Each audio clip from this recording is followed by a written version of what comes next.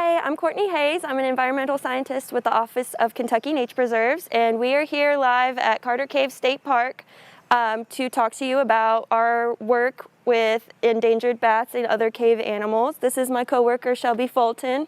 She is our zoologist, our terrestrial zoologist, and I guess I'll let you start talking about some bats. Thanks, Courtney. So as she said, I'm the terrestrial zoologist for the Office of Kentucky Nature Preserves, and I work with both vertebrates and invertebrates, which makes caves really special systems for me. We have our vertebrate bats that are an incredible ecological resource here, as well as a number of invertebrate species, insects, things like that live their entire lives below ground. So it's a really fascinating ecosystem. Bats in particular are something that we in the biology field talk a lot about in Kentucky. There are 14 species of bats that regularly occur in the state. Of these, several species are federally endangered or threatened. These include the Virginia big-eared bat, the Indiana bat, the gray bat, and the northern long-eared bat is recently a threatened species. And these are all really important, and many of them have declined substantially in recent years due to white nose syndrome, which is something you may have already heard a little bit about. This is a fungal disease that affects our bats during hibernation, many of our bat species, not all of them, and it has caused significant mortality. This is important for a variety of reasons. Bats are our only flying mammals, and they serve an important role in the ecosystem. Bats in Kentucky consume exclusively insects and other invertebrate prey. There's a common misconception, actually, that all bats are pollinators. And this isn't true for the Kentucky species. Where you get bat pollination in places like the tropics is with your nectar-feeding bats. So they're reaching their tongues into the flowers to withdraw nectar as a food source, and pollen is transferred that way. But as I mentioned, our bats feed exclusively on insects. So although we don't get that benefit that many people assume we're getting, bats consume such quantities of insects that they actually can sometimes serve a bit of biological control. And again, it's not entirely well understood because bats are opportunistic consumers of insects. So sometimes people say, oh, well, I want bats in my yard so that they'll eat all the mosquitoes. And that may or may not be true. So if there's a massive explosion of mosquitoes, bats will definitely take advantage of that resource. But in general, a mosquito, think of how tiny it is. So there's not a lot of calories there. There's a lot of hard exoskeleton that can be a little hard to digest for not a lot of caloric value. The great food source we have is moths. They're nice, chunky insects. If you've ever stepped on a moth versus a beetle, the beetle is crunchy, the moth is not. So the moth is easier to digest. And the wings of moths, which do not contain calories, can be easily removed by several species of bats to further increase the value of that food resource. And this is really important because although when we think of moths as pests, we tend to think of indoor species that can infest rice and cereals and things like that, caterpillars are a huge threat to crops at times. So it's really important that we maintain this interaction between bats and insects on the landscape. Anything you want to talk about, Courtney? Well, with the moths, that's a big part of Shelby and I's job is going out to the natural areas and doing inventories of the properties that Nature Preserves helps buy. And so Shelby and I will go out at night sometimes and put up a sheet, and we put just any kind of light on there. You use a UV light, right? I do. Yeah. And the moths will come and we get to see them and see the different species that are there. And it's just crazy how many different shapes, colors, sizes that our moths here in Kentucky are. You guys have probably heard of Luna moths. They're huge ones. Those ones are pretty cool to see around at night. But it's really fun whenever we see the bats swooping down, right as the sun is setting. It's pretty cool to see the bats do that. In terms of what we do for bat work, we mostly do a lot of acoustic detections. So do you want to talk about how we use the acoustics? Sure, so there's really cool technology that allows us to record the sounds that bats make. And this is great because anytime you have to catch a bat in the hand, it's a stressful experience for the animal. You know, they're trapped in a net, then they're handled by humans, and it's still incredibly valuable data because that allows us to make species level identifications definitively, and it allows us to take various measurements and determine the health of the animal. But it does cause some amount of stress. And, you know, given that these species are already impacted by white nose syndrome, a great option for at least figuring out what the general composition of bat species looks like in an area is by using acoustic detection. So these are special microphones that can record ultrasonic sound.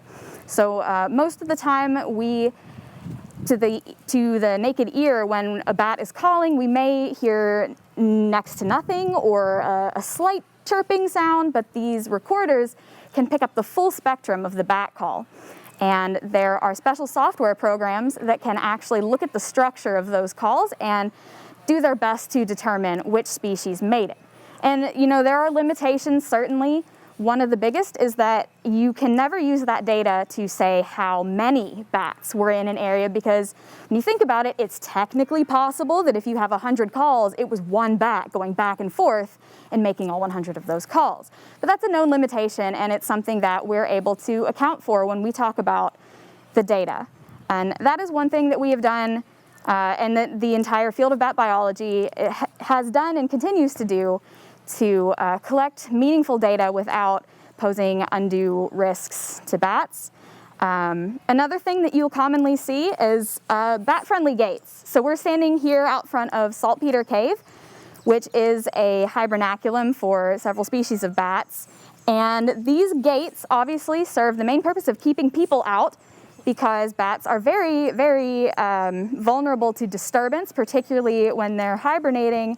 They are meant to sleep mostly through the winter with occasional interruptions, but if you spook bats out of the place where they're hibernating, it can really affect their metabolism and even their odds of survival for the winter. So these gates do serve to keep people out, but they're specially designed so that they do not pose a risk to the bats.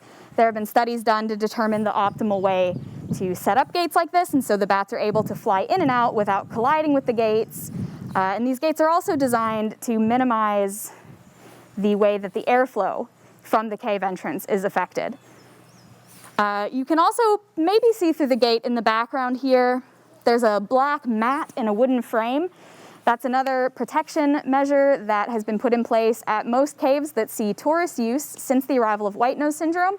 Typically when tours are active, these kind of mats will be soaked with a mixture of woolite and bleach, just soapy material, so that when people come out of the cave, they can scrub their boots back and forth across the mat. This is important because the fungal spores can live in the dirt, and you can transmit them in the dirt that gets stuck in the soles of your boots.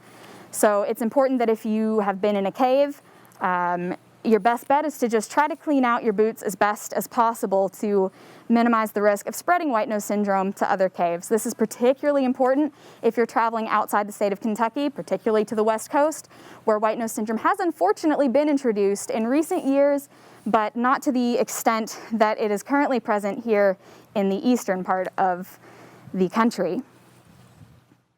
Yeah, that's really important to make sure that you clean off your boots and don't touch anything when you're in a cave, because there's such incredibly sensitive systems that any little thing that changes it can cause a whole entire species to go extinct, and you won't even know, because caves are actually really understudied, and especially all the organisms. You can imagine all the insect species that are in there. We don't probably even know about so many of them, and anything that you introduce can just completely wipe them out. And inherently these caves are so sensitive because a lot of the animals in them might be endemic to that cave, and so they might not so they will not found anywhere else. They might just be species in there that only occur in that cave, nowhere else in the world. So it's really incredibly important to do that. I've also seen these things that they market now. It's like this little handheld tool that you can use to clean off your boots and that kind of stuff too. So it might be handy to get one of those, keep those around for that reason too.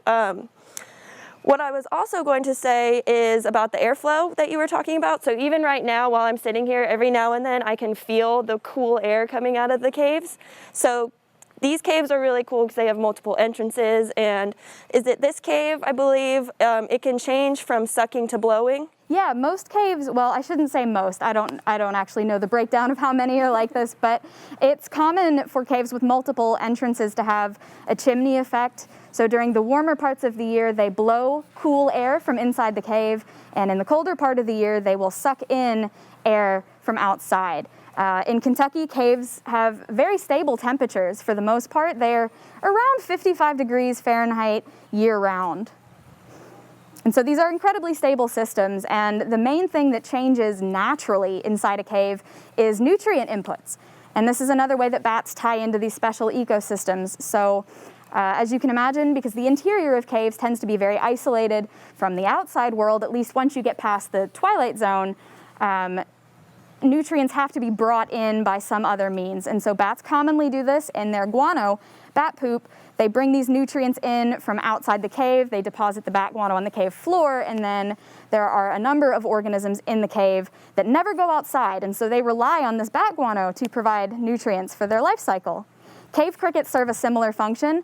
One of our biggest species of cave crickets live mostly in the cave, but they will come out to the surface to feed on occasion, and similarly, they go back in the cave, deposit cricket guano, and nutrients enter the system that way as well. Yeah, that's pretty cool.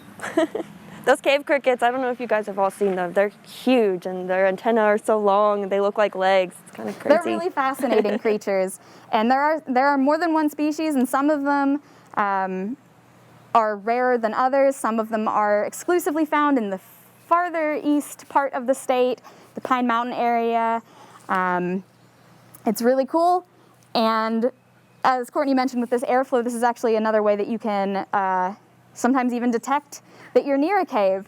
So if you've ever been hiking in the woods in an area that has a lot of limestone geology, and you see, the little sinkhole type terrain, and you feel cold air coming up at you, all of a sudden you might be near a cave entrance. And this is something that has helped me on a number of occasions when I've been going to conduct biological surveys of caves. The locations we have are not always entirely accurate. You get a lot of GPS signal bounce in various terrains, and a lot of the caves were mapped a long time ago by hand on topo maps. And so sometimes it's not as easy to locate the entrance as you would think. You may know the general area, but from there you're kind of wandering. And when you feel that gust of cold air, you're like, it's here. And that's a really helpful little trick that we have used to help locate our own cave entrances.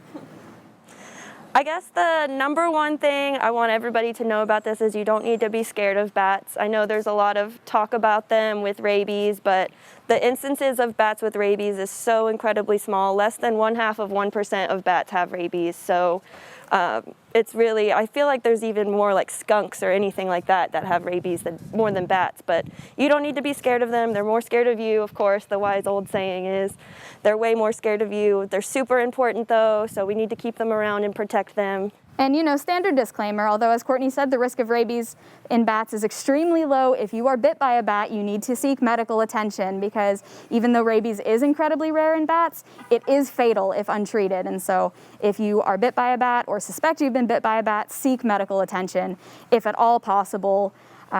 If you are able to capture the bat that you believe bit you, it can be tested for rabies to confirm whether or not that may be something you're dealing with. But absolutely, they're not something you need to be afraid of. There are various myths that go around about bats. One is that they're going to land in your hair and they're going to lay eggs in your hair. And that's wrong on a few different counts. Bats are mammals. They do not lay eggs, so you don't have to worry about that. And I assure you that if a bat did end up in your hair, it would be every bit as shocked as you are. They're very good navigators, and an adult healthy bat should not collide with you. They may come very close because they have a good turn radius and good momentum, and they should be able to dodge you at the last minute. But I assure you they do not want to collide with you, and they would prefer to keep their interactions with humans to a minimum. So certainly I think this is a place where we can live and let live. The only comment that we have is hooray bats. Yay! I like that comment. That's a good comment. All right, well, I think that's all we have for you. Thank you all for tuning in and listening, and let us know if you have any questions about bats, caves, and these habitats that we are so lucky to have in Kentucky. Save the bats.